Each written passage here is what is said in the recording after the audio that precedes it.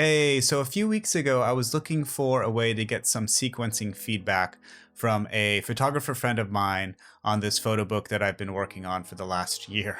But there was a problem. He's in Europe and I'm in the United States.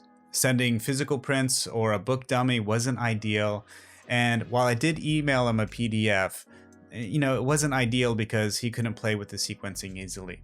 So I searched for a solution and found two amazing programs that make digital sequencing and collaboration a dream. Best of all, the programs are free. So the first program is called Figma, and I already mentioned Figma before in a previous video about sequencing, which I'll link somewhere here on the screen.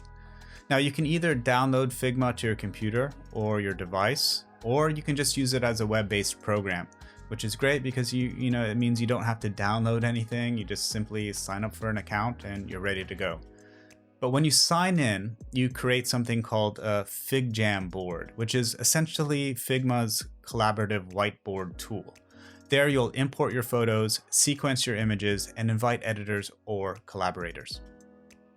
The second program, and the one I used, is called Freeform. And like Figma and FigJam, Freeform is also free to use, but it only comes with Apple products, so like iPhones, iPads, and Macs running on the latest software. Freeform is a Figma competitor, and as far as sequencing and collaboration are concerned, they both have similar features. So once you create a new board in Freeform, and after you import your photos, you can invite collaborators and editors to review your work. It also has built-in FaceTime functionality, which I haven't tested, but apparently it works great. Now, some things to keep in mind when using either Figma or Freeform, or any other software to sequence your photo book or your zine. First thing is to import low resolution images. Sequencing involves seeing the overview, right? The overall story or the narrative. Therefore, you don't need to punch into 300% and see image details. That's not what this is about. And besides, you could potentially load hundreds of photos, so using low resolution images will ensure everything runs smoothly. The second thing is to duplicate your sequence and invite your collaborator to play around with the duplicate. That way, you can compare original sequences to subsequent sequences. And lastly, digital sequencing does have its benefits, but don't neglect physical work prints.